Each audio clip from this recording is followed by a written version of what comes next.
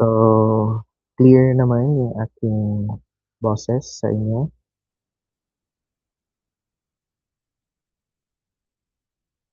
Alright.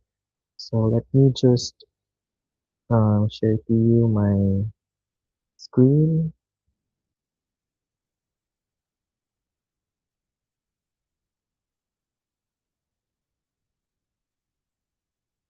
Right? Can you now see my presentation?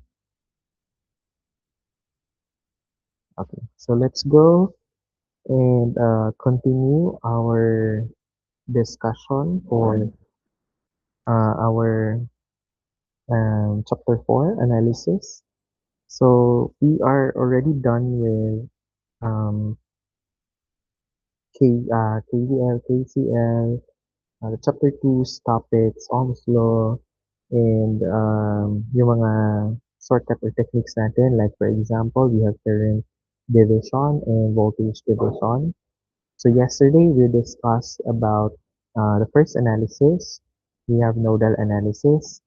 And now or today, we'll be discussing about mesh analysis. So let me just scan through the chapter 4.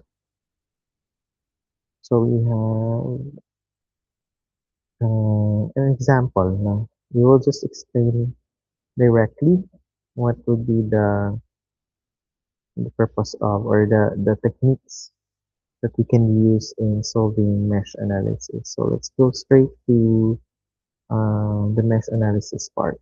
Okay, here. All right. So in mesh analysis, no, we will be focusing on equations. Okay. So mesh analysis,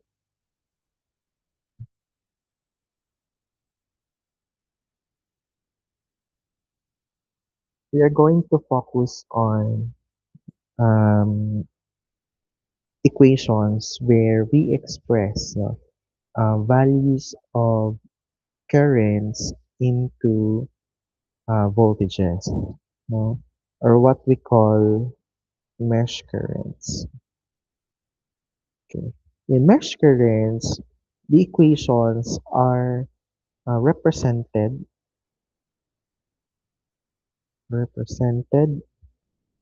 by voltages. Okay. Nung last time, yung kahapon, we discussed about nodal analysis where we um, we discussed and noted that for nodal analysis, we solve the circuit using node voltages, okay, and we represented the equations by current, and it's an application of KCL, right? Ngayon, si mesh analysis naman, we express our values into mesh currents wherein yung ating mga values doon are the representations of voltages for each component na meron tayo. Okay? So this one is also an application of KVL. Okay. Ano ba yung mesh natin? Okay? O ano ba yung tawag natin? O tinatawag natin mesh. Ito yung loop, no?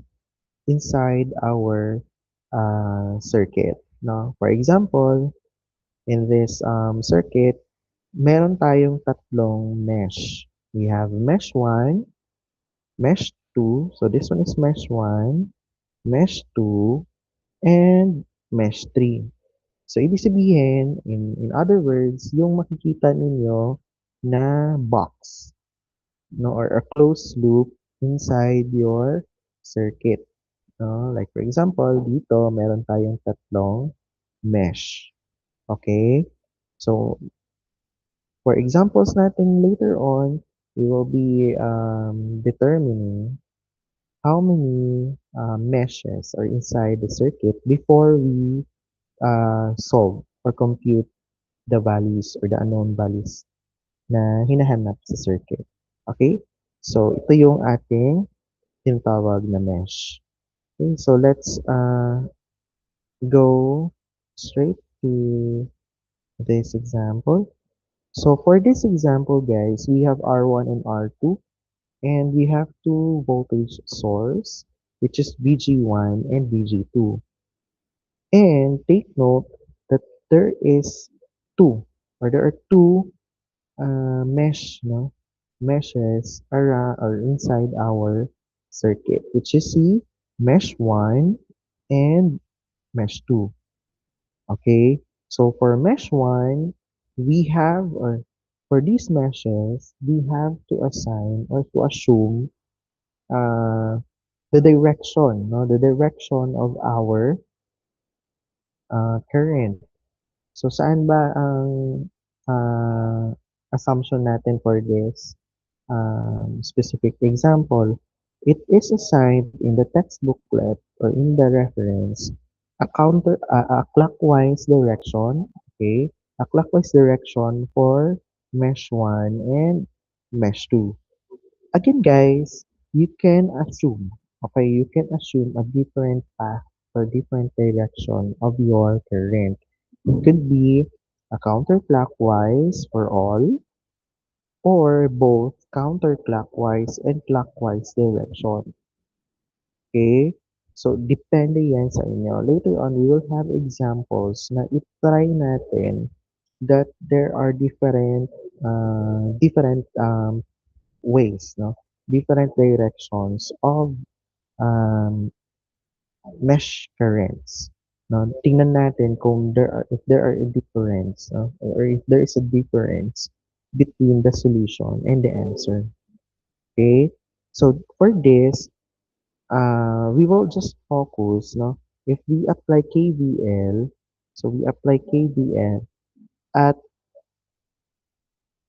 mesh 1, okay? So, ang titingnan lang natin, alright, I'm sorry, my presentation is off. Ito lang, I will just share it again to you guys. Minute,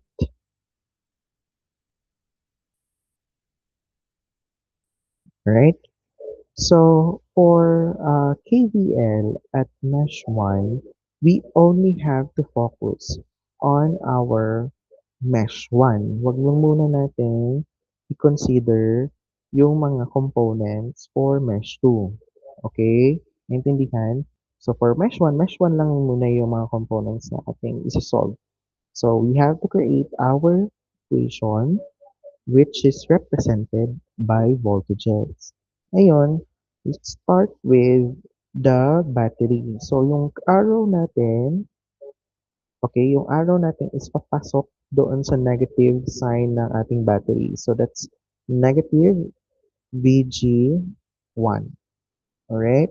Then, we'll go past through R1. So, that's R1 plus, R1 times, okay, times the current I1.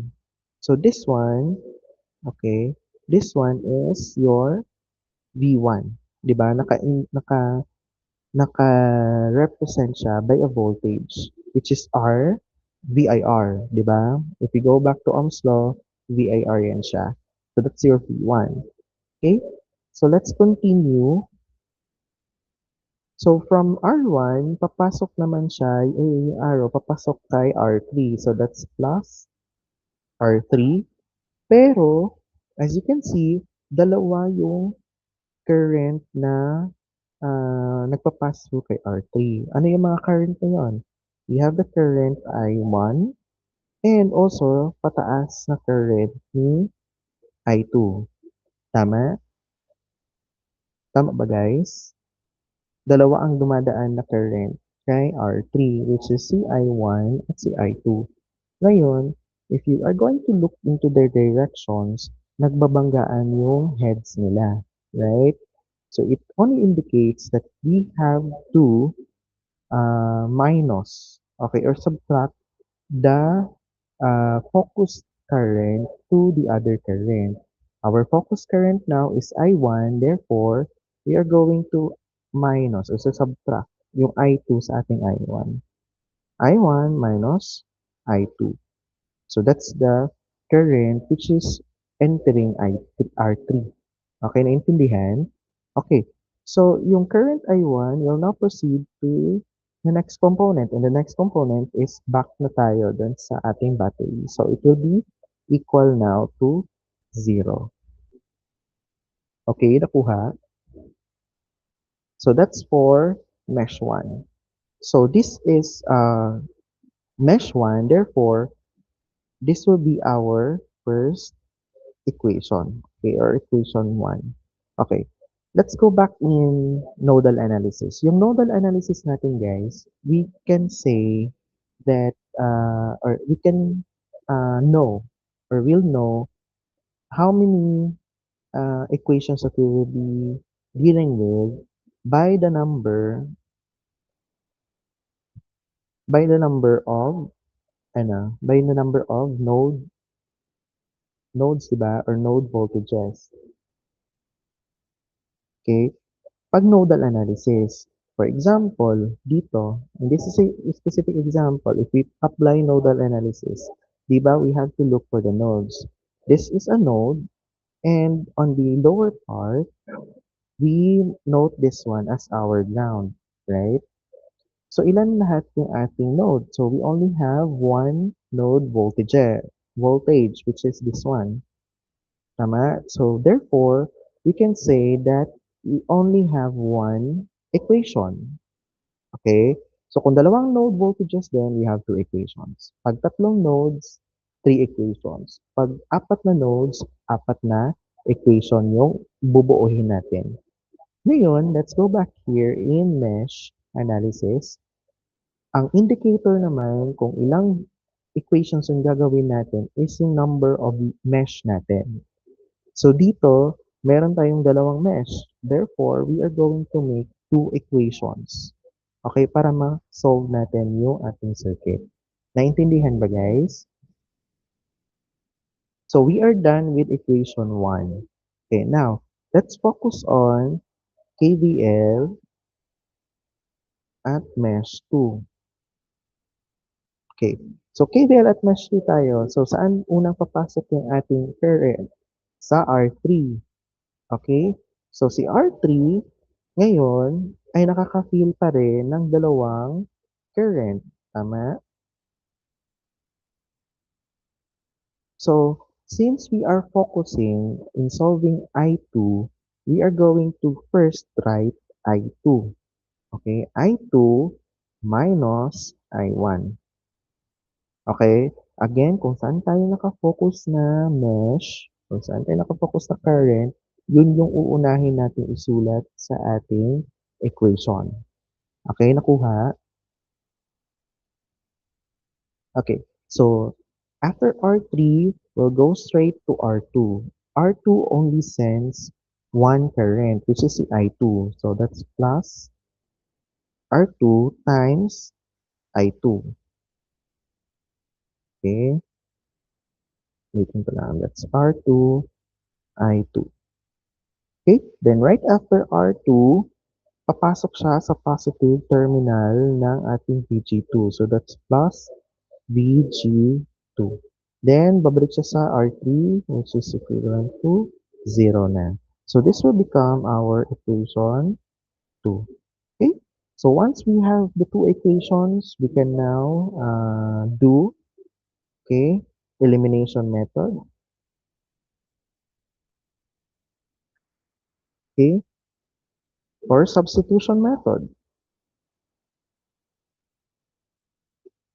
to find the unknown values. Okay? So since this is an equation, wala pa naman tayong mga values for the circuit, we cannot go simplify this and then have the answer. But instead, we will just, or we just discuss the uh, the procedures of doing mesh analysis. Okay, so I hope this is clear before we get started, or before we start computing or solving problems in mesh. Okay, so okay na ba? Alright, so that is the concept only. Yun lang yung concept natin.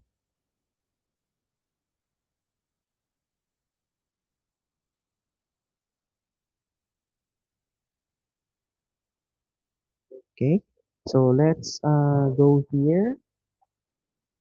Hanap tayo ng example.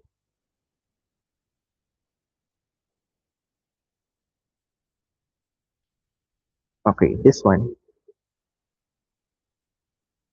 So this one is an example of uh, exercises 4.6.1 in Johnson and Johnson pa rin. This one is we have to solve it using mesh analysis to find the current I in the 6 ohm resistor.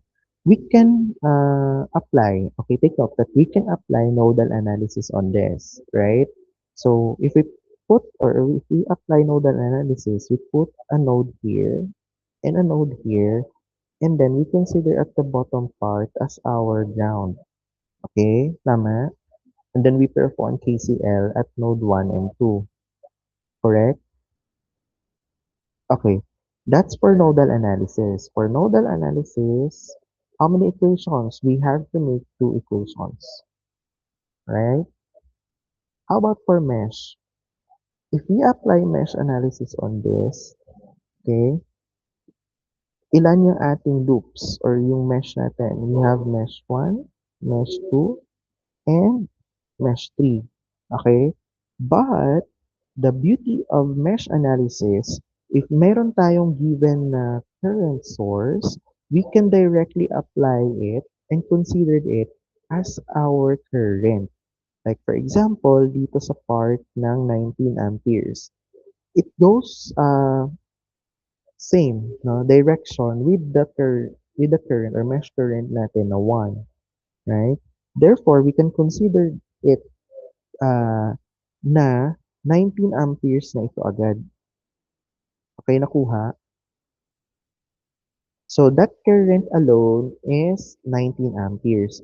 Now, sa kabilang side naman, we have 2 amperes. So, therefore, yung movement din ng 2 amperes natin, instead of clockwise, gawin natin siyang counterclockwise para ma-satisfy natin yung given na 2 amperes. Okay, nakuha? Ngayon, ano na lang yung unknown natin, which is yung I natin. Okay, or yung mesh 1 natin. Since we already have 19 and 2 amperes, therefore we can perform only one equation. So for mesh analysis, we only have one equation. So, syempre, pipiliin natin yung pinaka madali, no? Which is yung mesh analysis natin. Kasi, mas applicable siya sa ating circuit. Okay, nakuha ba guys?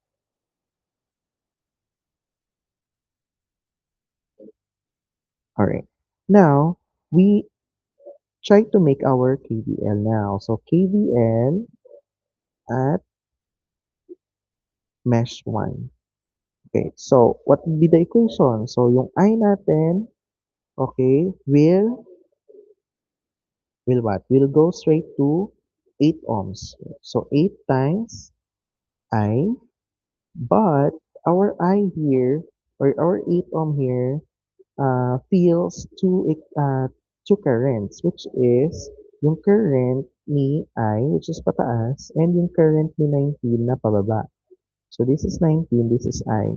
Okay, so ibig sabihin, magma-minus tayo. Nakuha? So, therefore, we are going to subtract 19 on our I. So, I minus 19. Okay, nakuha? Okay, now next is the current will go or pass through 6I, since isa lang naman ang feel niya, which is yung I, plus 16, okay, I minus, is it minus or plus? Since the direction are the same, no, yung I natin is pababa, yung 2 din natin will go downwards. Tama? So, it will add each other. So, mag-a-add tayo. Okay? I-a-add natin kasi dalawa yung papasok. Okay? Same sila ng direction, meaning i-add. Pag hindi sila same ng direction, if magbabanggaan sila, therefore we subtract them. Pero since dito, sa part na to, same sila ng direction, therefore we will just add them. Okay? So that's I plus 2. Okay? So balik siya sa first component, which is 8, therefore equal to 0. Okay? So, naintindihan? Ngayon, since isa lang yung equation natin, we will just simplify this one to find the unknown value, which is yung I natin. Okay? So, we will just distribute 8 here and the 16 here inside. So, that's 8I minus 19 times 8. Okay, plus 6I plus 16I plus 16 times 2 equals to 0. Okay? So what's next? That's 8I, 19 times 8. That's minus 152. Okay, plus okay, 6I plus 8, 16I plus 16 times 2. Okay, that's 32. Equal to 0. Okay, so let's combine like terms or combine terms. Meron tayong 8 plus 16 plus 6. Okay, that's 30i, and then ilipat natin sa kabila yung 32 at saka okay, sa kabila yung 32 at saka yung 152. Okay, that would be 152 minus 32. Okay, so 152 minus 32, ilan yan? 120.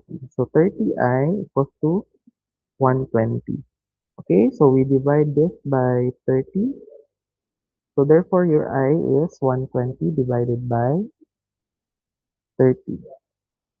That is 4 amperes. Okay? So that would be our current. Nakuha agad. Ayan. Ito yung answer. Okay? So take note, yan lang yung ginawa natin. We don't perform yung mga nauna nating mga ginagawa, which is kukuha tayo ng total voltage, total resistance, ginawa pa natin yung voltage and current division. Apply those methods to solve for the values of this, or the unknown values. Pero ngayon, we perform mesh analysis. Mas nakita natin na mas madali pala siyang i-compute. And ang worry lang natin is that we have to be consistent with our assumptions sa ating current. Okay? So, isang maling move dito sa part na to, yung mag-a-add and magma-minus ng current. Malaking difference na siya sa ating equation, and it will lead us to wrong computation of answer. Okay, so nakuha ba guys? Alright, so let's try to solve different problems. Let's go straight to the problem sets. So there's a problem set. Okay, this one.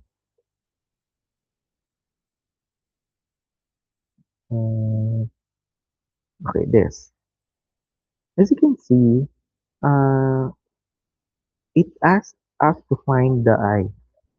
Okay? Yung I pa rin yung hinahanap natin, which is the current flowing to 2 kilo ohm resistor. Okay, take note guys, if you're going to make later an equation, let's take a look first in the units. Ano yung mga units natin? We have, for current, milliamperes. For resistor, we have kilo ohm. Kung mayroon tayong nakitang ganyan, and partner sila, kilo ohm and milliamperes, therefore, we can proceed by just copying the whole number. Kasi yung iba, kino-convert pa nila 'no, kasi we have to consider the prefix. So therefore, this one, puwede na siya or we can write this one as 0.012. Sorry, eh, teka lang.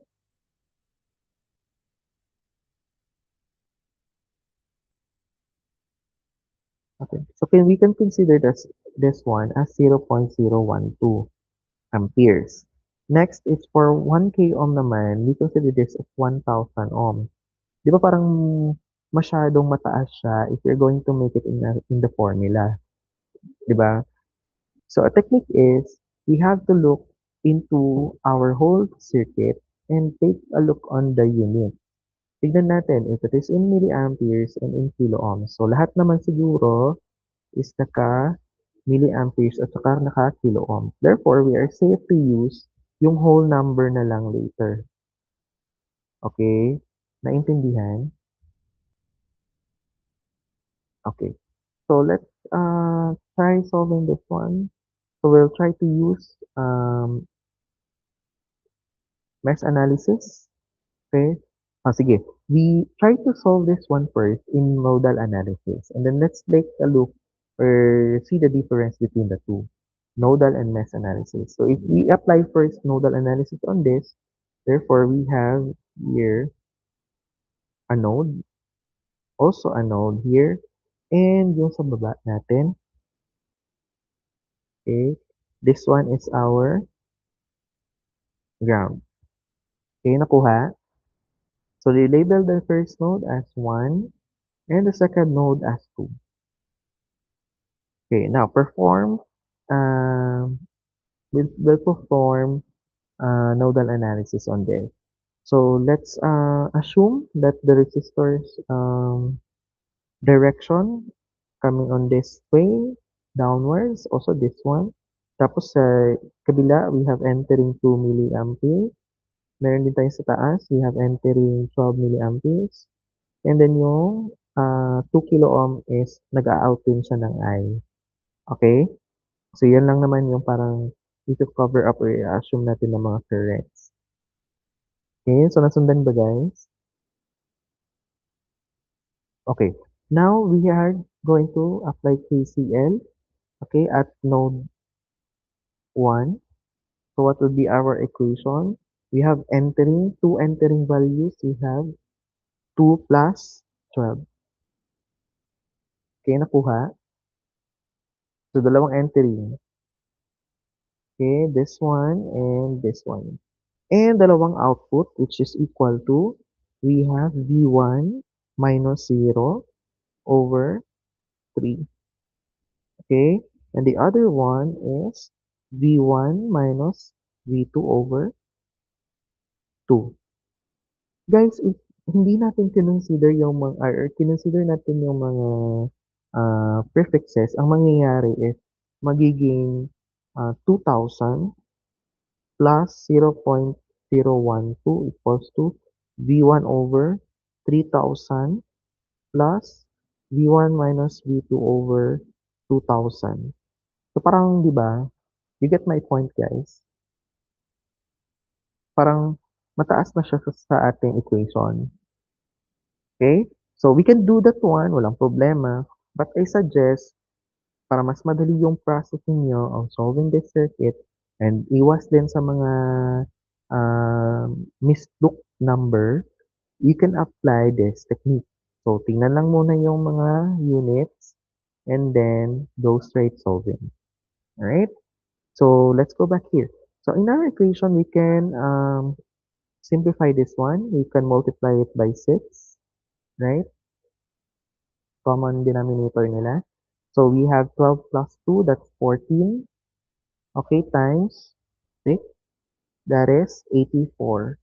Equal to 6 divided by 3, 2V1 plus 3V1, okay, minus 3V2. So, dinidistribute ko na lang diretso yung 3 natin.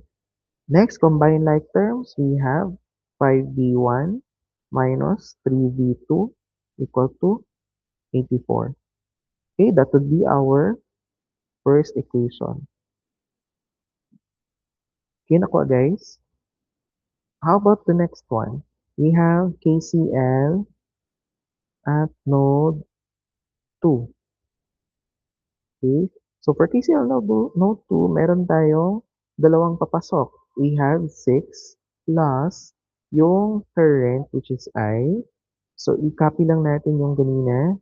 We have V1 minus V2 over 2 equal to may out tayo na 12 at V2 over 1. Okay, nakuha. Okay, so we can multiply this one by 2.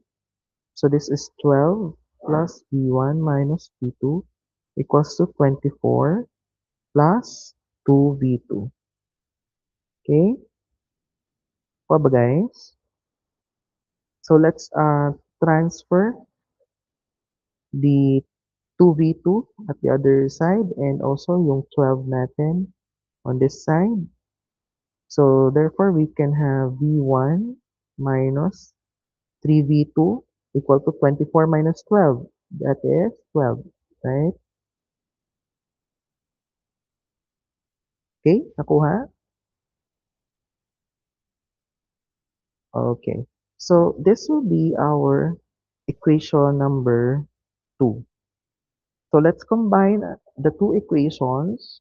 We can use calculator for that. Let's press mode, then equation. Then we'll find the two equations to unknown. Okay? And then we input the values of our equation 1, 5, negative 3, and 84. The second equation is 1, negative 3, then 12. So we will get a value of V1 which is 18 volts. And for V2 naman is 2 volts. Okay? So I hope we got the same answer if you're practicing solving in your sheets right now. Okay, so V1 and V2 is equivalent to 18 and 2 volts. Now, the question will be, what is the value of our current I? So since our current I is equals to V1 minus V2 over 2, simply we were just going to substitute the values of V1 and V2. So we have 18 minus 2 over 2. How much is that? Plan. So 18 minus 2 divided by 2. So that's 16 divided by 2. Okay. So our current now will be equal to 8. Okay. So take note on the unit. Okay. Since we shortcutted it na ganun yung units natin, wala tayong kinonsider na units during our process, copy na lang natin kung ano yung unit na meron tayo sa circuit. 'Di ba? Ang ating circuit currents are or have a milliampere na unit. So therefore, ito hindi amperes yung ilalagay natin, kundi this one is a value na naka-milliamperes. Okay? So nakuha?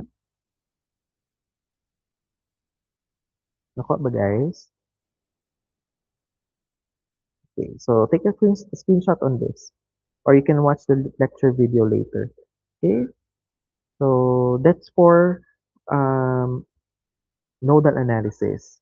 Okay, let's go here for, let's try to solve this. Okay, let's try to solve this using, tabi ko lang muna to. Okay,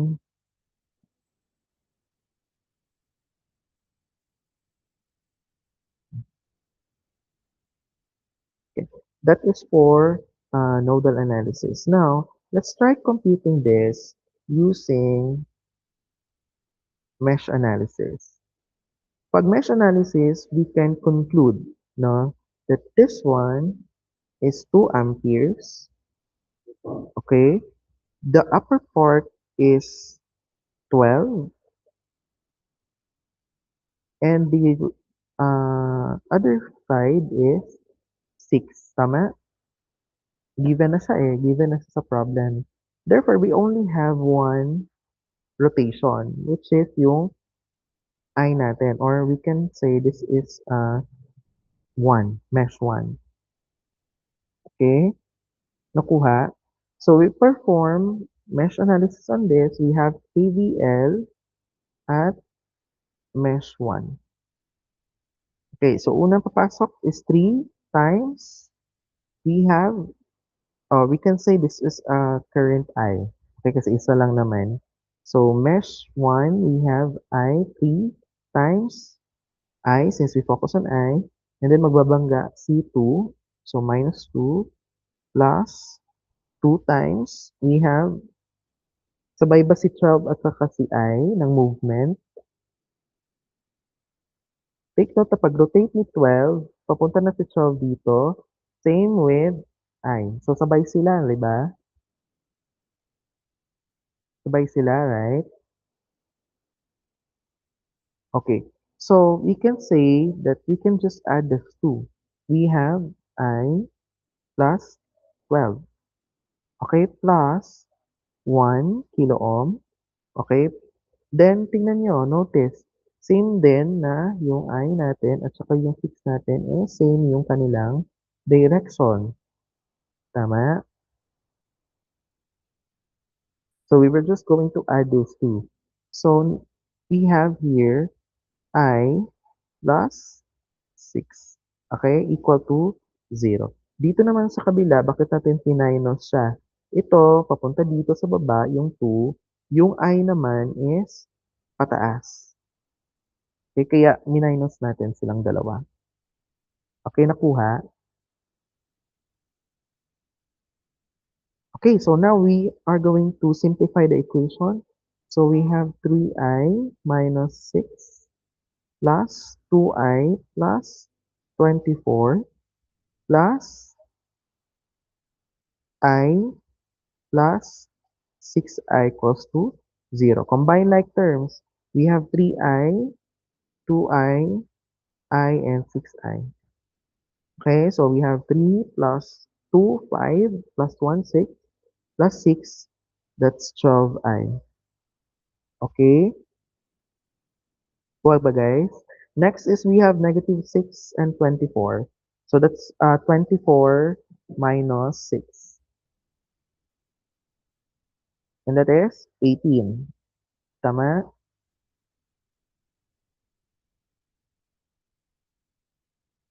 Okay, that's 18. Positive or negative? Positive 18. Okay, equal to 0.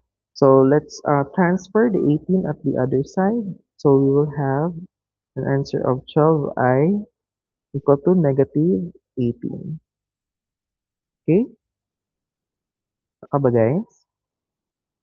Now we are going to divide 18 and 18 divided by 12. And that is negative 3 over 2 amperes. Milliamperes, sorry. Kasi naka-milliamperes yung ating mga value. Okay? So, ito na yung answer natin for problem 4.2. Okay? Any questions?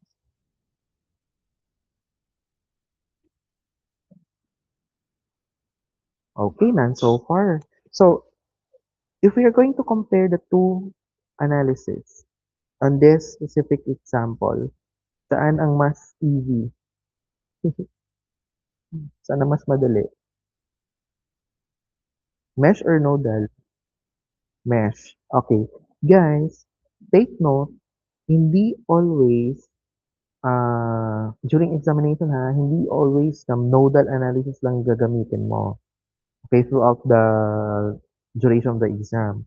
Mesh analysis, nodal analysis lang lahat or mesh analysis lang lahat.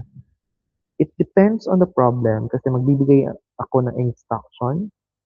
each problem on what method you are going to use sa pag-a-answer nung circuits na yun.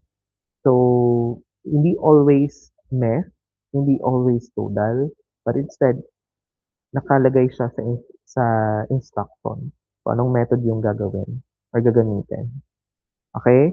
So, dito sa example na to, mas maganda or mas practical gamitin yung mesh analysis natin. Though uh, they will have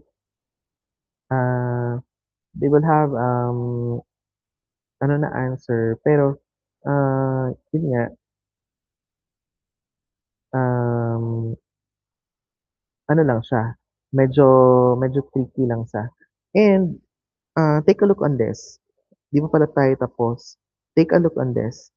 Your I here is only the current which is yung dito, 'di ba? Ito lang yung siya na current, tama? It's not the current na ito, understood? So we need to find the current diyan. So paano natin makuha kasi 'di ba, ang current natin kanina sa nodal analysis is I is equals to 8 milliamperes. Dito is -3 So therefore hindi pa yan yung sagot kasi yung I natin, take note that your I here, okay, mali lang yung ating subscript pero understandable naman siguro. Yung I natin dito, again, is a combination of 12 and I na nakuha natin gamit yung mesh analysis natin. Tama? Tama ba guys? So that would be I na nakuha natin using mesh analysis, okay, plus 12. Tama? So what would be the answer? That's 12 plus -3/2.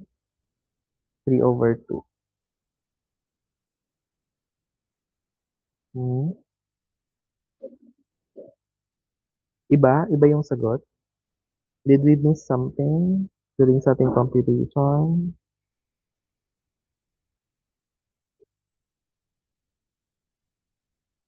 Hindi pala 6i dito on this part. Kasi that's only 6, sorry. So ano this one. We edit this one. Kaya pala hindi mag-exact. Okay.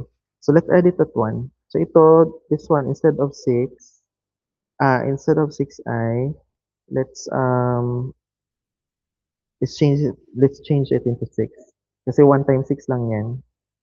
Tama? Tama ba guys? Okay. So, na-miss out natin yun. Kasi same lang kasi yung itsura ng I at saka 1.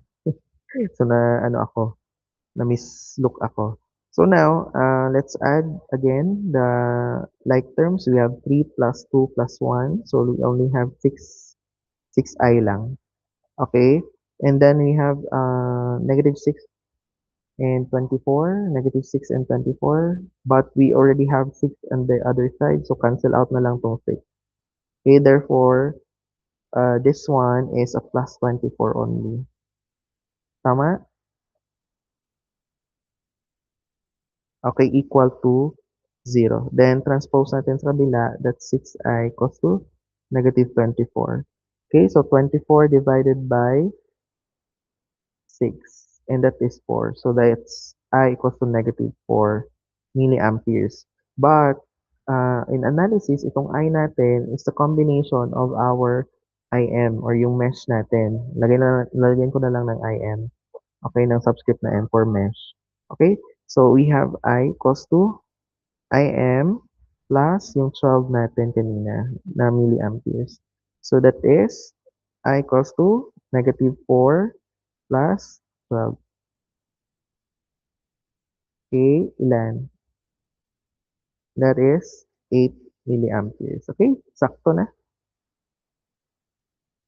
So therefore,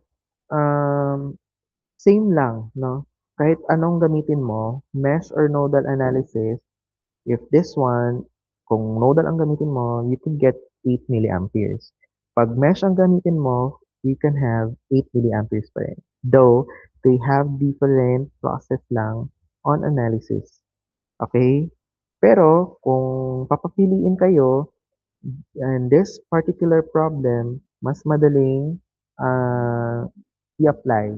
Okay? Mas madali siyang i-solve using mesh analysis. Kasi you only need to create one solution or one equation only to solve the problem. Okay? So nakita niyo yung difference between the two analysis. Any question before we proceed to the next example? Okay, wala naman so far. Alright, so let's have the next ano natin, hmm, set natin yung medyo ito. So let's try to solve problem 4.11. So it asks us to find the voltage, okay? Voltage in 12 kilo ohm resistor. Okay? So what would be the first step? First step is to label our mesh current. So ano yung mga mesh current natin? We have this one, this one, this one, and this one. Pero on the other side pala, may naka-indicate na pala. Given na pala siya. Ayan. Hmm. So nakuha. So depende sa inyo guys. You can also do counterclockwise sa center. Okay? So ang sundin lang natin is yung may mga given na talaga. So sundin natin 'yan. So itong 18 is pag ganito. Yung 6 naman is pag ganito. Okay? The other two meshes, wala naman silang naka-label na assumption or anong naka-assign na current direction. Pwede kayong mag-assume. Pwede yung nakaganito or pwede din nakaganito. Okay? Let's try it na ganito yung kanyang orientation. How about on the upper part? What do you want? Clockwise or counterclockwise? Para makita natin na kahit iba-iba yung iyong direction, same pa rin yung sagot. Okay, we can do the clockwise direction para magkaiba sila dun sa center. Okay? So if you want this one, again, reminder lang, if you assume direction of current, you have to be consistent on applying that direction in throughout the entire computation mo ng circuit na to or ng circuit na sinosolve mo. Kailangan consistent ka lang talaga. Okay? So, yun lang yung secret. Kahit ano pa yung or baliktad-baliktad pa yung mga pag-a-assume mo sa direction ng current mo, as long as you are consistent with the computation and the assumption, tama pa rin yung ibibigay na sagot. Okay? Tama pa rin yung makukuha mong sagot. Okay? So, let's have it. This one is 18. Okay, let's check muna first the units. Meron tayong milliamperes. Lahat ng current source is milliamperes. How about the resistance? We have kilo ohms. Okay, so that's perfect. So we can proceed on just solving the whole numbers. Okay, so 18 sa kabila, merong given sa kabila na 6. On the upper part is wala. Okay, we'll label it as node mesh 2. Pwede din ito sa center as mesh 1. Okay, so we only have two equations to make. Sakto. Naintindihan guys? Okay, so let's first focus on mesh 1, KVL at mesh 1. So ano yung unang papasukan ng arrow? We have 4 kilo ohms. Okay? Yung 4 kilo ohms at the 6 milliampere side.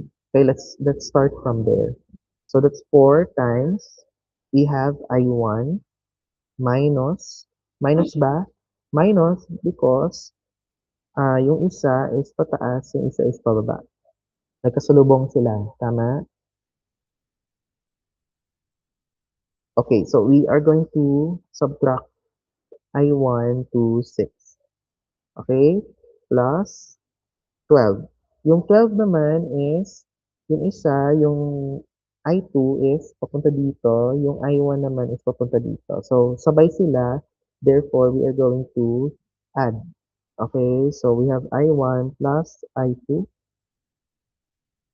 Okay, then papunta siya sa 4, other 4 ohm resistor, 4 kilo ohm resistor. So, we have sabay din. Okay, we have pababa dito and pababa din na 18. Tama ba?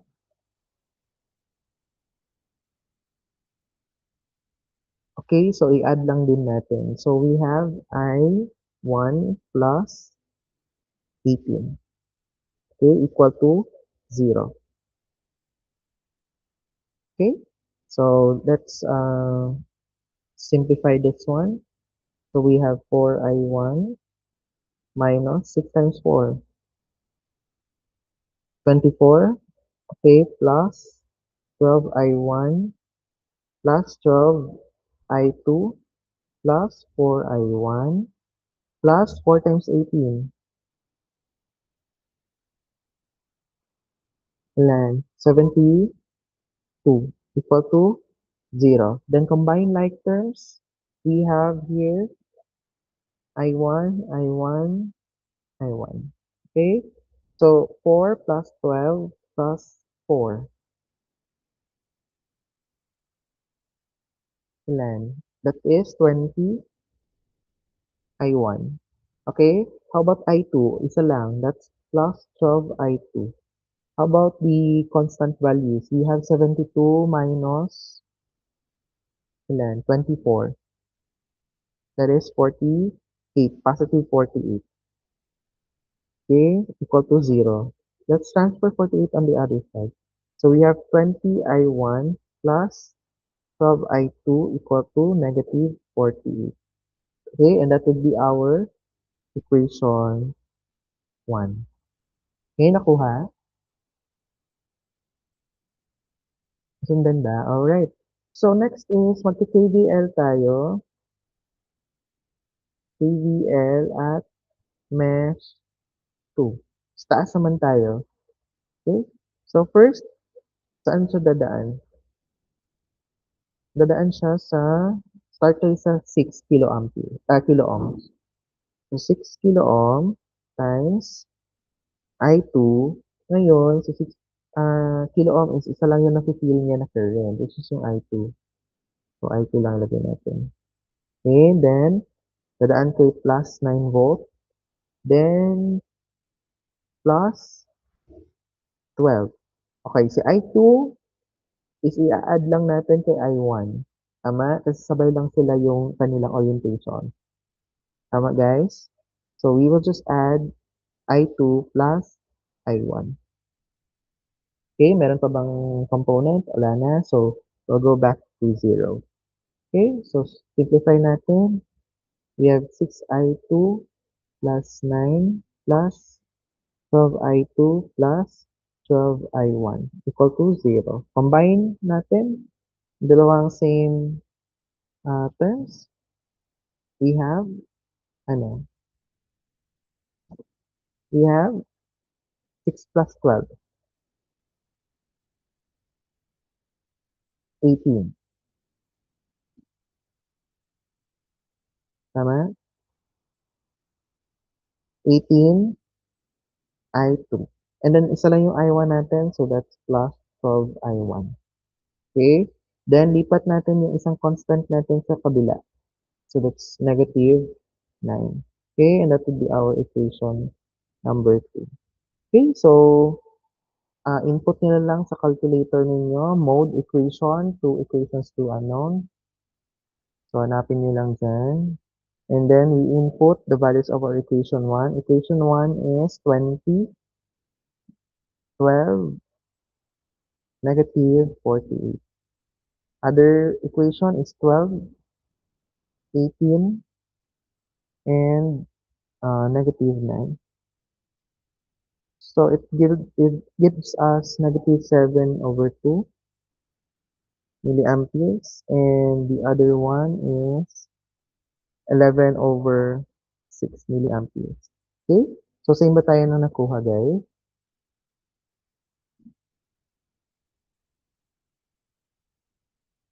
Same ba tayo na nakuha? Or did we miss anything during sa computation? Alright, so this one is not yet the answer since we are looking for the voltage. Okay? Again, guys, okay. Again, we are looking for the voltage which is across the 12 ohm resistor or 12 kilo ohm resistor. So we need to find or to compute pa yung voltage. Pero since we already have our I1 and I2, i-add lang na natin siya then multiply by 12 kilo ohm using Ohm's law. Diba? We have 12, V equals to 12 times yung ating current, which is si I1 plus I2. Tama? So, we have 12 times I1 natin is negative 7 over 2 plus other one, 11 over 6. And that is, ilan? Use your calculator, guys. That is, so 12 times negative 7 over 2 is plus 11 over 6. Okay? And that is negative 20 volts. Okay? Alright?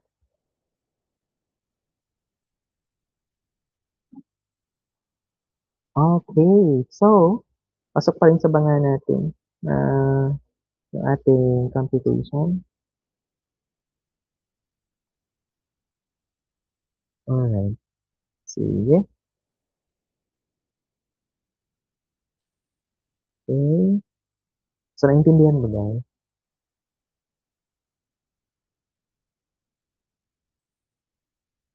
Okay.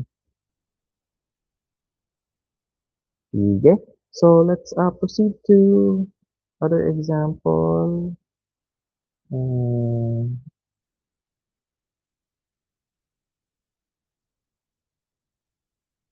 let's try this one. Okay, let's try this one. So 4.14.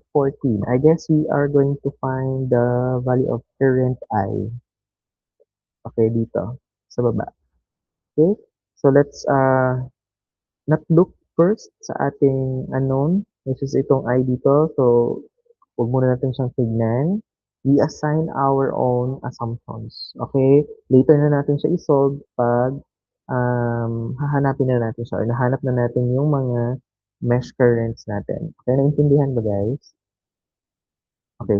Dito, sa circuit natin, meron tayong given. Isa lang yung given na current source, which is yung 10 milliamperes, which is ang kanyang direction is pag ganito. Okay? Or, dito sa ating 3 kilo ohm, ang nafe-feel niya is pag ganito. Okay? Sige. So, let's assign mesh current. So, merong pwedeng pag ganito na lang tayo para ano, okay, para consistent tayo. We have mesh 1, 2, and 3. So, therefore, we're going to make 3 equations. Okay? Nakuha? So, for mesh 1, KVL, mesh 1, at mesh 1, we have negative 30, then input to 2. Okay, check natin yung mga units natin ha, naka-kilo ohm at saka naka-milliamperes naman lahat. So, we're safe to use the whole number na lang. So, 2 times I1 Okay, and then plus 4. I1 and I2 are nagbanggaan. Okay, so we have I1 minus I2. Okay, and then equal to 0. Okay, so we have to uh, simplify. So lipat natin yung 30 sa kabila. So we have 2I1 and 4I1. Add natin, so that's 6I1 minus 4I2 equal to 30. Okay, so equation 1. Okay, so for equation 2, for KVL at mesh 2. So KVL at mesh 2, we have 4 times I2, then minus kay I1, okay? And then, pasok siya kay negative 15. Then after kay negative 15, pasok siya kay 1 kilo ohm. And then, yung ating I2 minus kay I3. Okay, then equal to 0. So, simplify natin. 4I2 minus 4I1 minus 15 plus I2 minus I3 equals to 0. Lipat natin sa kabila yung 15 and combine like terms tayo. So, yung 4I1 natin ah, walang same. So, yung I2 natin meron. We have plus 5I2. Yung I3 natin walang same. I3. Then, lipat natin sa kabila yung 15. So, this is our equation 2. Okay? So, nasundan? Let's go with KVL at mesh 3. Okay. So we have 1K then multiplied by I3 minus since banggaan sila ni I2. Then plus 15 kasi pasok siya sa 15 na terminal. Plus 3 times I3, okay, minus kay 10. Kasi may magkabagaan sila. Okay. So next, we simplify. We have I3 minus I2 plus 15 plus 3I3 minus 30 equal to 0. Okay? So combine natin 15 and 30, that's negative 15, then lipat natin sa kabila. Then we combine I3 and copy lang yung I2. So negative I2 plus 4I3 equal to 15. Equation 3. Alright? So, any inquiry, any concern? So, ito na yung mga equations natin. Ilinya natin sila, kasi tatlong equation. Hanapin natin sa calculator natin yung mode equation. And kung makita niyo, yung AX, hanapin niyo to sa calculator niyo sa equation. We have A and X, okay? A and X plus B and Y plus C and Z equals to Bn. Yan ang i-click nyo para tatlong equation yung lalabas. Okay? So, i-write natin or input natin sa ating calculator. Tingnan natin ang equation 1. Di ba wala siyang I3? Therefore, yung I3 natin is multiplied by 0. Kaya wala siya dyan. So, yung input natin is 6, negative 4, 0, then yung 30. Next, ang input natin sa calculator for equation 2, kompleto naman siya. May I1, I2, and I3. So, we have negative 4, 5, negative 1, and 15. For equation 3, 0 yung I1. So, lagyan natin 0, negative 1, 4, and 15. Okay, so nakuha. So, ilan yung sagot ko? So, let's input it. 6, negative 4, 0, 30. Then equation 2 is negative 4, 5, negative 1, and 15. The other one is 0, -1, 4, and 15. So, ang V1, I1 natin is 87/5. I2 is 93/5. I3 is 42/5. Okay, na natin. Sige. So, ano yung current ngayon na madaan kay I? Ano ngayon ang value ni I? Hmm, ano ngayon ang value ni I? So, ngayon ang question is, ano yung current na dumadaan kay, ah, dito? 'Di ba magki-KCL tayo dito, try natin KCL dito. So, ano yung current ni 4 kilo-ohm? 'Di ba yung minus ni I1 minus I2. Tapos dito is I1. Tama ba guys? So, that's your I na value. So, I equal to I plus I, I plus, dalawa yung papasok, which is I1 minus I2, equal to I1. This is output. Okay? So, substitute lang natin. That's I1 and I2. So, that's 87/5 minus 93/5. Okay. Sorry. 93/5. And then we have I1 value, which is 87/5. Okay. Ilan?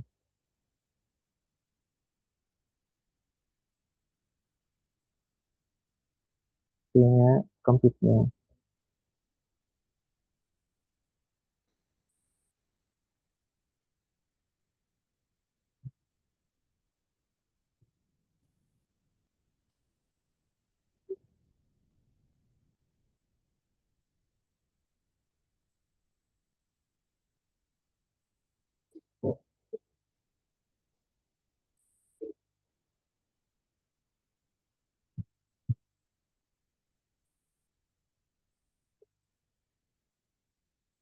Hmm.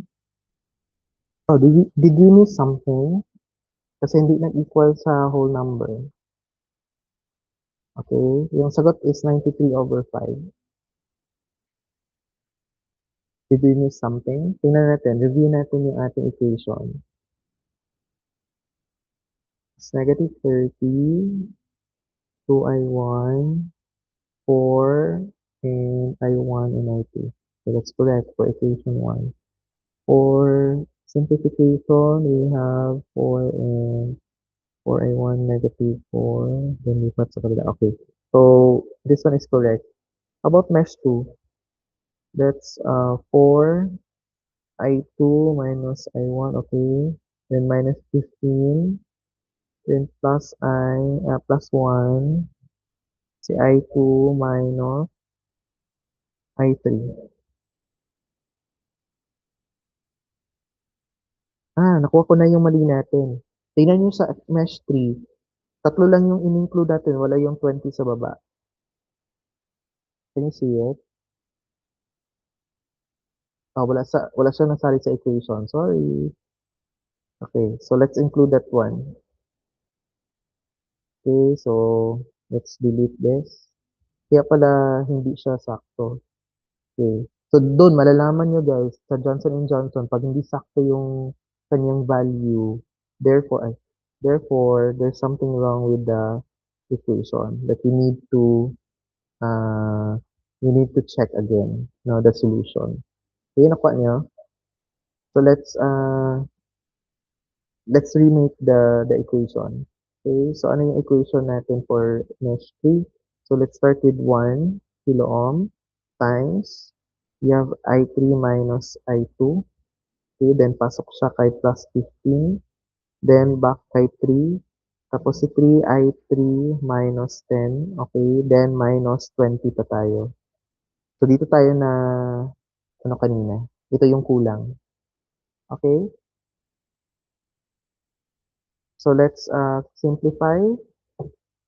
Simplify natin, we have I3 minus I2, okay, plus 15 plus 3I3 minus 30 minus 20 equal to 0. Okay? So, ano yung mga ano tayo? Minus 15 minus 20 minus 30. That is minus 35. Tapos transfer natin sa kabila. So, that's plus 35. Ano yung natira? We have negative I2 and yung I3 natin is 4. Okay? So, I hope na tama ito. Tama na ito. So, equation 3. Tapos, input natin ulit sa ating calculator. So, I think ang nabago lang is yung sa equation number 3. So, that is 30, instead of 15, gawin natin 35. Okay, yan, sakto na. So, your I1 is 19 milliampere. Yung I2 naman natin is 21. Okay, yung I3 naman natin is 14. Okay? Sige, so nasakto na siya. So let's go back here. Ano yung I natin? No? If we perform KCL at node na nasa baba, so it's a combination of your I1 and input of your I1 minus I2. Tama? So input niya dito. Which is yung current na to is a combination of I1 and I2, which is subtracted with each other.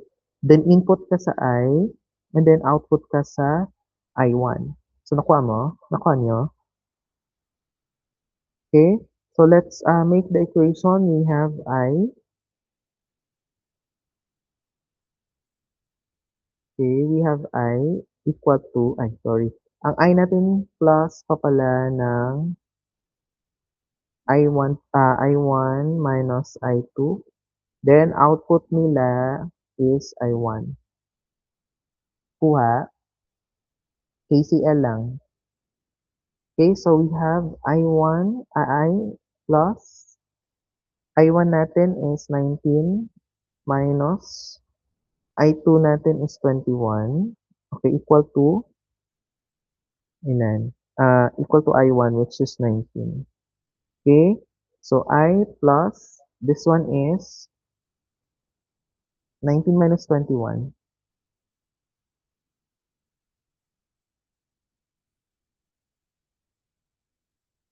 That is minus 2 equal to 19. Lipat natin sa kabila, that is I 19 minus 2, that is 17 milliamperes. So this is the answer guys. Okay? Alright. So, yun. So pag nagkataon na pag Johnson and Johnson, pag hindi whole number ang answer or 3 halves or 1 half, therefore, mali na kaagad yung answer. Okay, you have to look again into your equations sa inyong paggawa ng equation, just like I did, para ma-check ninyo kung tama yung inyong pagkakalagay. So, dito na-check natin kanina na kulang pala yung ating equation ng 20. So, hindi ko napansin may 20 pa pala sa baba. Okay?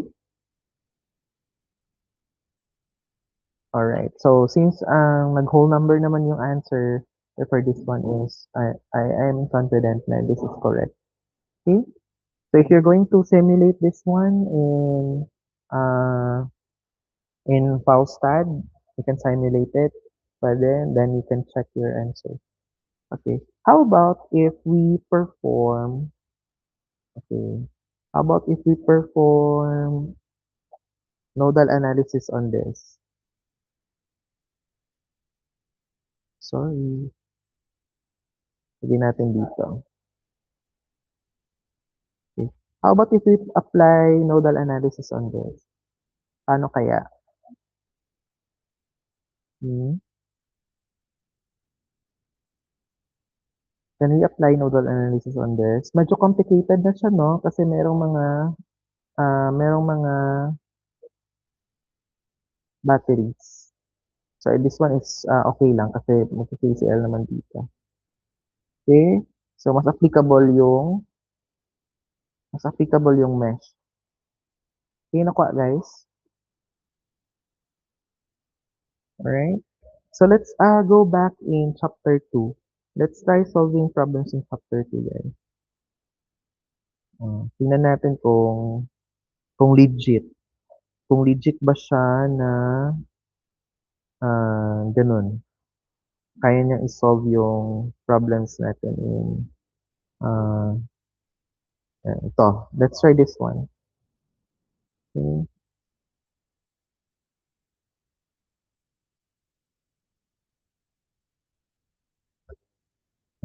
Let's try this one. Find V and I daw. So uh, what's the best technique or analysis that we can perform in this problem? Nodal or mesh analysis? Hmm. Going back sa chapter 2 na ating computation, ito yon. Ito yung computation natin. Okay? So how about in mesh analysis or nodal? Anong mas best? Mesh or nodal analysis?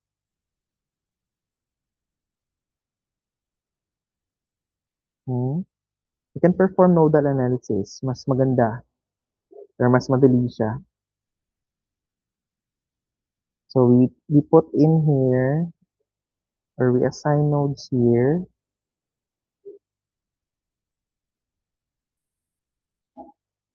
So tama? Ito lang ba yung nodes natin? Okay. So what's next? So we put ground. Okay, lagyan natin ng ground dito. This one is node 1 and node 2. Tama?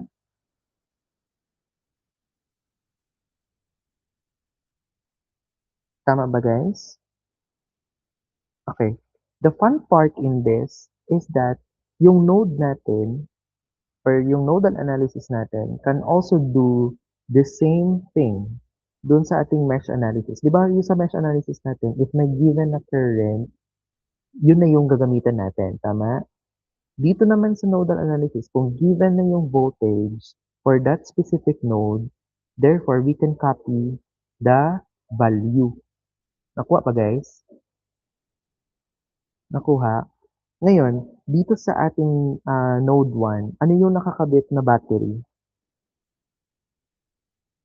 sa node 1 natin? Di ba 6 volts? So therefore, ang V1 natin is equivalent to 6 volts na kaagad. How about ang V2? V2 is given 8 volts. Tama?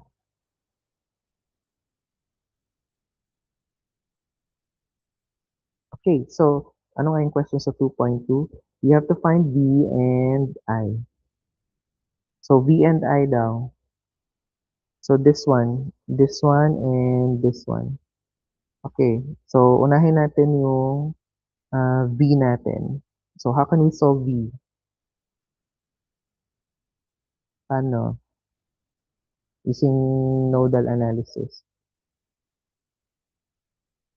We can have a current here, which is note natin as I3.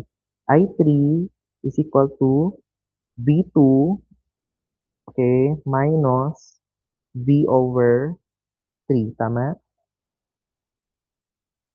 If we perform KCL, tama ba guys? Okay, so kumpletuhin natin. So we have to perform KCL at node 2. So ano yung mga entering? So we can say that this one is leaving, okay, taas sa 2 ohm. and the 2 sa baba is out outward. Okay, then may input tayo na 2 amperes. Okay, so input 2 amperes equal to output natin which is V2 which is 8 minus 6 over, 6 over 2. Okay, plus yung sa baba natin which is V2 or 8 over 8 minus 0 over 2. Tama? And then plus, about the other one, so 3. So that's 8 minus, meron tayong battery, which is yung unknown, which is V. A over 3. Okay? So, tama ang equation natin. Okay, I guess it's right. So, let's multiply it by 6. Kasi 2 and 3 have a common of 6. So, this is 12. So, this is 3 times 6 divided by 2, that's 3. 8 minus 6. Okay, plus 3 times 8. So 6 divided by 2, that's 3 times 8. So 3 times 8 plus 8 minus b. Okay, so let's simplify. 8 minus 6, okay, that's 2. Okay, plus 3, 8 plus 8 minus b. Okay, so 12, 6, this is 8 times 3, 24 plus 8 minus b. Okay, so 6 plus 24, okay, plus 8, that is 38. So 12, 38 minus b. So ilipat natin yung 38. So that's 12 minus 38 equals to negative b. So how much is b? That's 12 minus 38. And that is 26. Okay? So nakuha?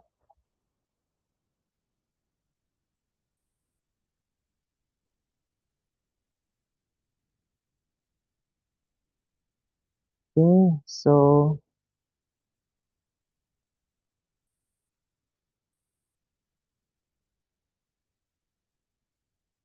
negative b. Ayan. Ay, negative b. Kasi minus tayo dito. 'Di ba? Kung saan papunta yung ano natin, yung minus natin siya. Coming from this sa 8, minus natin sa b. Ayan. Tapos, divide natin by 3. Okay?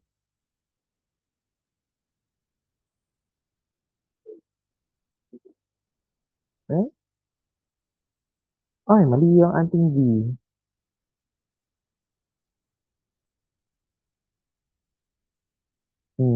Paano natin saan tayo nagmali?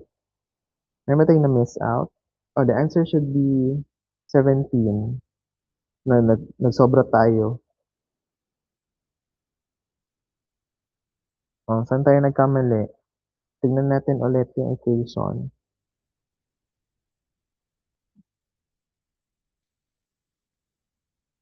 Sige nga. Let's check again the equation.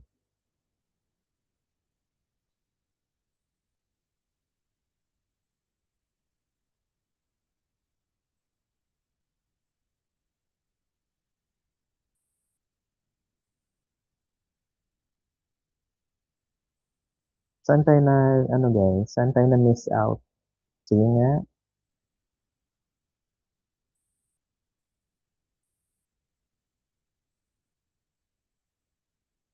What did we miss?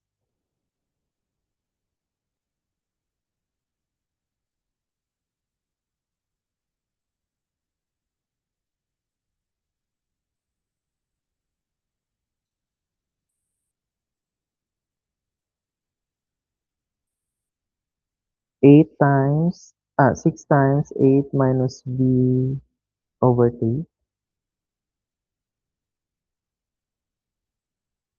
Hmm.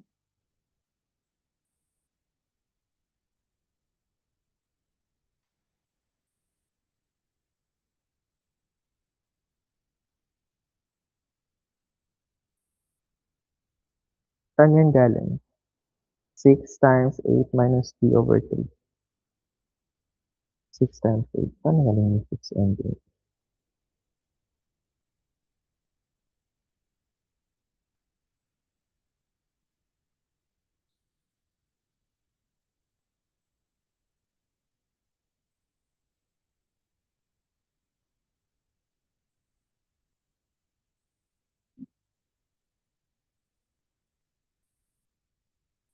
Sige daw guys. Ano ang ano natin?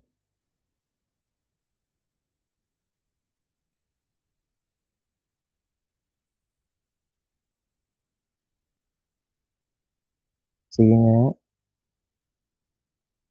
Sige, tingnan niyo ang equation. Saan tayo nagka-problema? Saan tayo na-miss out?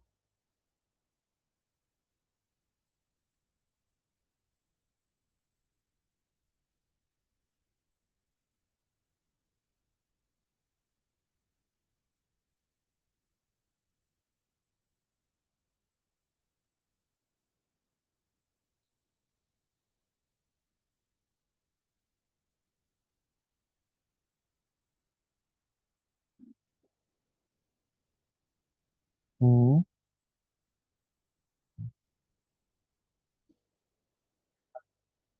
Kasi dapat ang answer is 17. Oh, yun. 17. Oh, sige. Paano?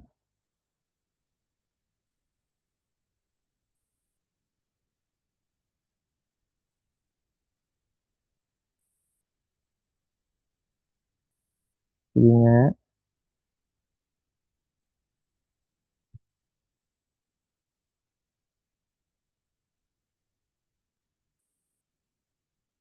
Hmm.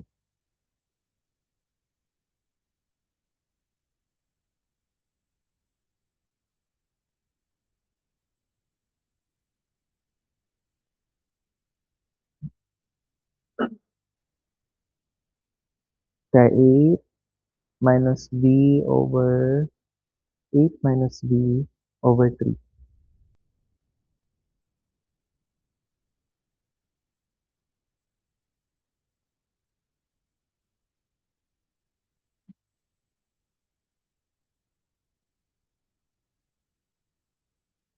Ah, yeah. Tama, tama, tama. Okay, thank you. So, ito pala, dito na part guys, na namali na tag ano, namali na taog, ayan. So, if we multiply 6, di ba dapat may 2 pa? So, nalimutan ko isulat yung 2. Dapat may 2 pa dito. Sorry. Ayan. Okay. So, let's redo it. So, that is 12 equal to 3 times 8 minus 6. Tama ba? Okay, plus 3, 8 plus, this is 2. Hala, oy, di mo ko kabalo mag-multiply. Di ko kabalo mag-divide. So, this is the ano. Okay, that's very good. So, let's have it 12. This 8 minus 6. This is 6 plus 24. Okay, plus 16 minus 2v. Tama? And then we have 6 plus 24. Okay, plus 16. Okay, that's 46 minus 2v. Then lipat natin sa kabila. That's 12 minus 46. Okay, 34 negative 2v. So divide natin by 2, by negative 2.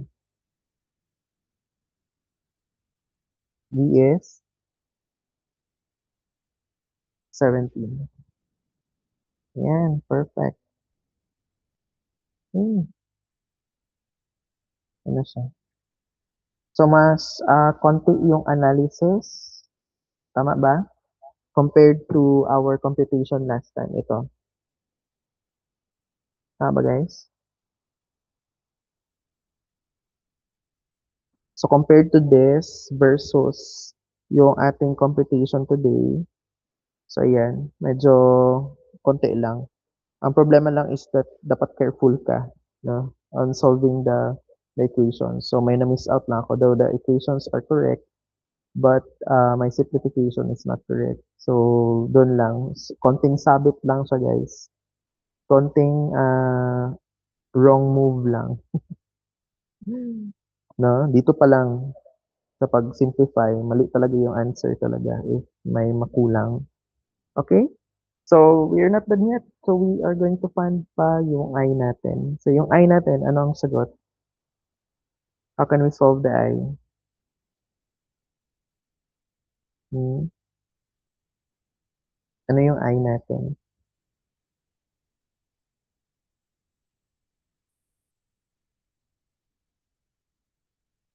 Your I here can be solved pag nakuha na natin, di ba may V na tayo na V1 na tayo which is 6 volts. So, we can get the current here. Tama? I is equal to V over R. That's 6 divided by 3. And that is 2 amperes. Tama? Tama ba, guys? Okay. Now, dito naman sa ating ano, sa ating 8 and 2, we can get the current here. So, ilan na yung current natin? That's 4. Tama? 4 amperes, 8 divided by 2. How about on this part, the I3 here?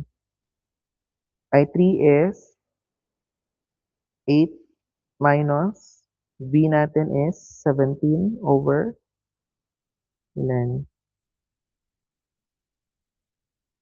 Over 3. Okay, so ilan? Ilan yung value niya?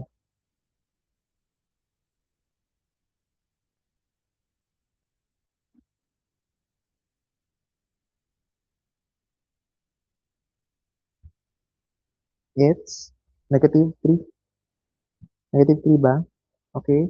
It's negative 3. So this one is negative 3. Guys, don't worry. It only indicates that your arrow representation here is baliktad lang. Okay? So, ito, tama pa rin ito, pero nagbaliktad lang yung arrow. It indicates lang na baliktad lang din yung value nito. So, this one, instead of negative, kung ibaliktad mo siya, it will become positive. Okay? So, don't worry on that. Okay? So, since this one is entering negative 3, or pwede din na if sundin mo yung notations, pwede din na nakaganito na ang iyong current. So, this is 3. Ayan. So, therefore, papasok ito. Okay, nakuha na guys.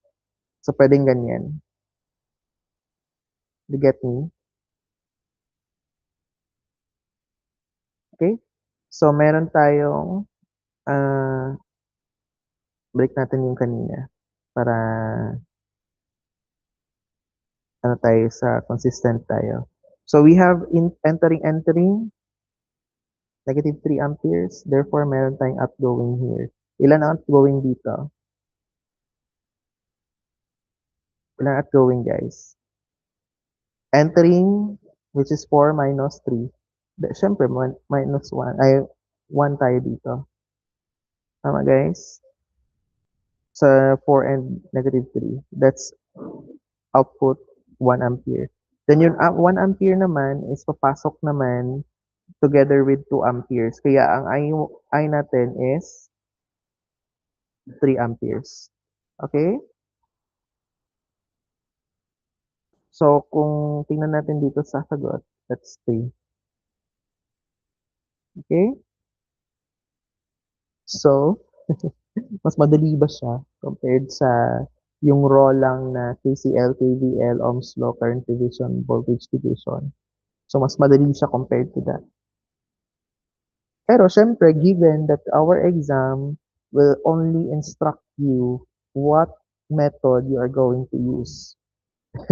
Hindi pwedeng, kanina may nag-ask sa klase na, Sir, pwede bang throughout the exam, ang gawin ko lang is nodal analysis na lang always? Pwede bang mesh analysis na lang always, sir? So, hindi pwede. Depende yan kung anong instruction sa problem, yun yung susundin natin. Okay? So, you can try. You can try solving it using nodal or mesh analysis. But, I will not consider it as your solution. Checking na lang yun. Okay? For checking na yun yung sagot. Okay? Kung tama yung sagot mo using the specific method na in-instruct sa inyo to solve the circuit. Okay? So, yeah. Meron pa ba tayong ano, other example na na-solve na natin? So, let's go to chapter 2, problem set. Madali lang.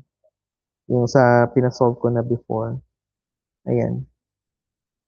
O, ito. Diba, ang daming kinukuha, no? Ano pa tayo, no? Ohm's law, KCL, KVL, nag-resistance, parallel resistors pa tayo, di ba? Series parallel. Let's try solving it using the analysis.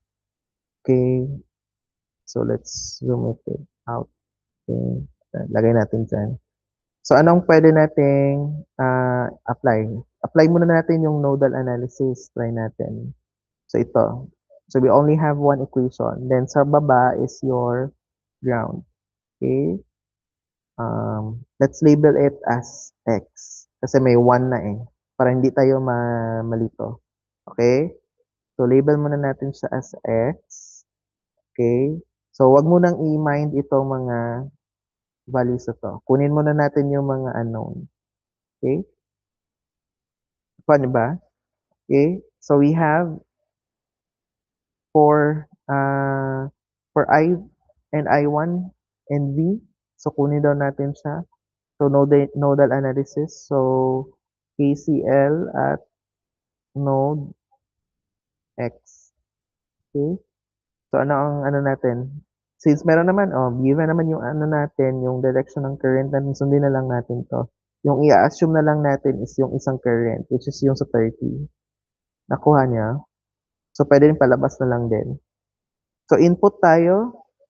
So, take note, ang current I is galing kay 48. So, si 48 ang unahin natin. Minus Vx. Okay, over 3. Then, yun lang yung input natin, output na yung iba. So, we have Vx over 6. Okay, plus Vx over 30. Okay, then multiply natin by 30. So, this is 10. 48 minus Vx. This one is 5x, 5Vx, sorry, plus Vx. So we have 480 minus 10x, 10Vx equal to 6Vx. So, lipat natin sa kabila, yung 10. So 480, so that's 16Vx. So divided by 480 divided by 16. That is 30. 30 volts for Vx. Okay? So your Vx here is 30 volts. So since ang V mo is parallel kay Vx, which is yung voltage kay 6 ohms, therefore your V is 30 volts also. Tama? Which is, I guess, V is ito. Okay? So wala kang in-apply na, no? KCL ka lang. Right? So how about the other, ano? So for I1, ang I1 natin is 30 siya. I1, V over R. So this is 5. So, ayan, 5. Okay? So how about for I? So we have I equals to 48 minus 30 over 3. Okay, 18 divided by 3. That is 6. Okay, ayan. Tama? Okay. And the other one, this one is total resistance. So, parallel 30 and 6 and then series with 3. So, you can get the 8 here. Okay? Hmm. All right. So, any any inquiries? Any concern? That's for nodal analysis, guys. Mm. So let's try solving it using a mesh analysis.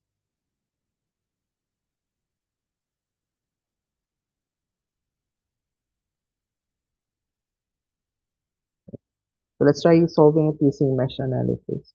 So first is we have to assume, okay? We have to assume our mesh current. So pwedeng pag ganito at pag ganito. So 1 and 2. Okay, wag mo munang i-mind ito. Wag mo munang i-mind yan. Okay? So for mesh 1, KVL at mesh 1.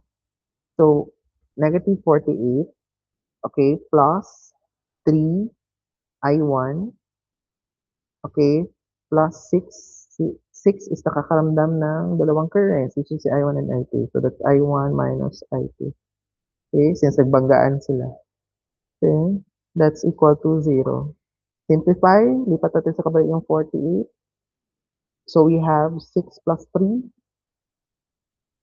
9 I1 minus 6 I2 equals to 48. Okay, that's our equation 1.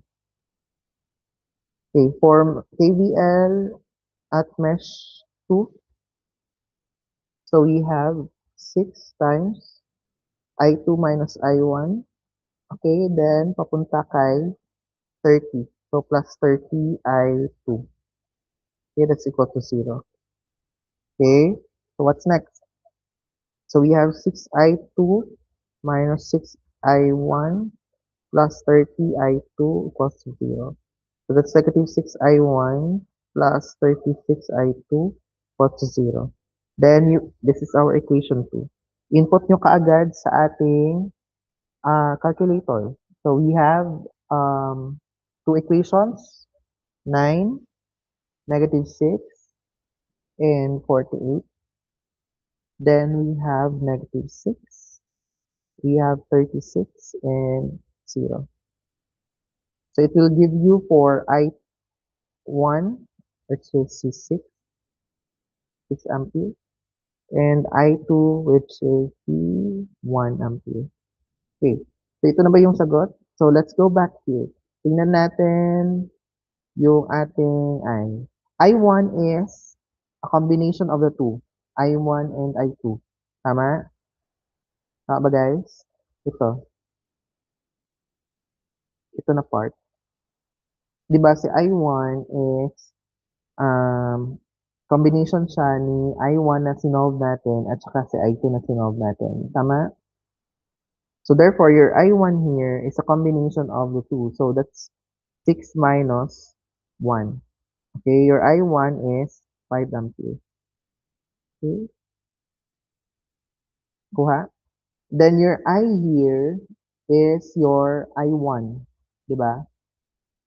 So your I now will become your I1. Na sinolve ninyo. So that would be equivalent to 6 ampere. Okay? Ayan. Yun na. So, then after that, if we get that I2, yung kanina, na-solve natin, I2 is 5, we will just multiply it by, uh, we will just have to multiply it by the, this one is the I2, this one. I2, kasi may I2 tayong nagpa-pass through sa 30, so we'll just multiply it by 30 to get our voltage, which is 30 volts. Okay? Dali lang. Saan mas madali? Nodal or mesh?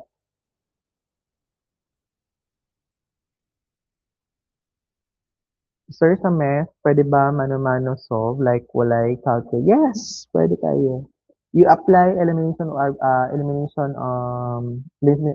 method or substitution method. Pwedeng pwede.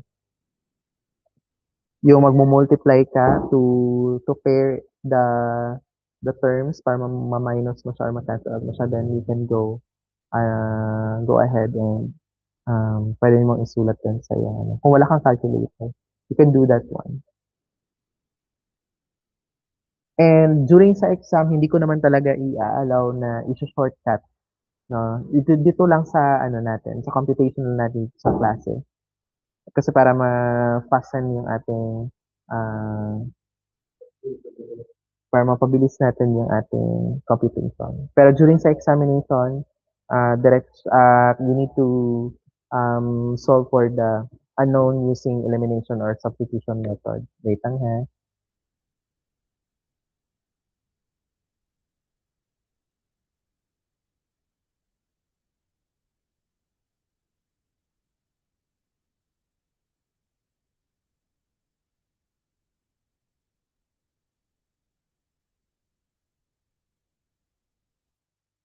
Okay, so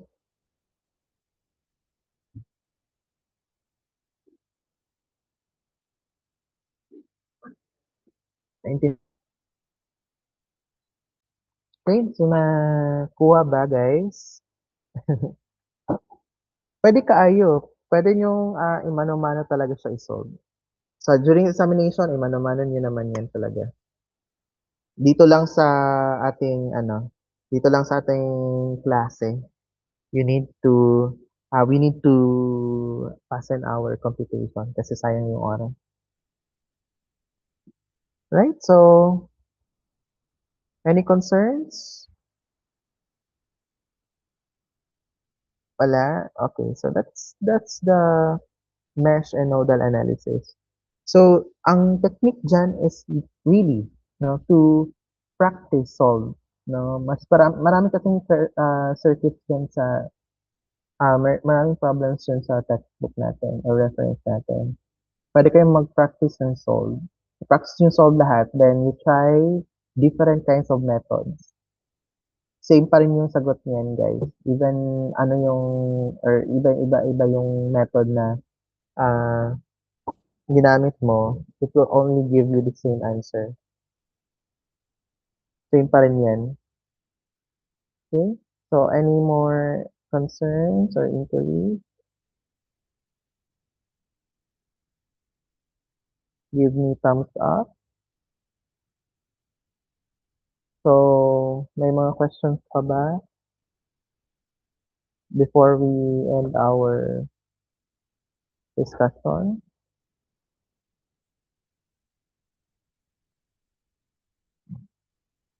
Okay, so may I request you to turn on your camera so that I can take a screenshot of attendance.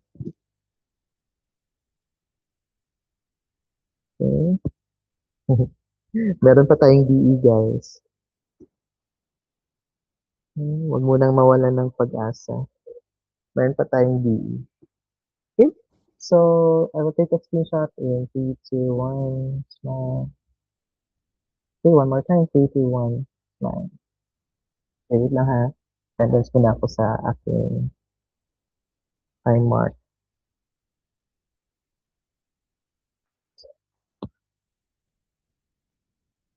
Okay, so see you later in DE. Bye, guys. Bye, sir. Thank you, sir. Sir.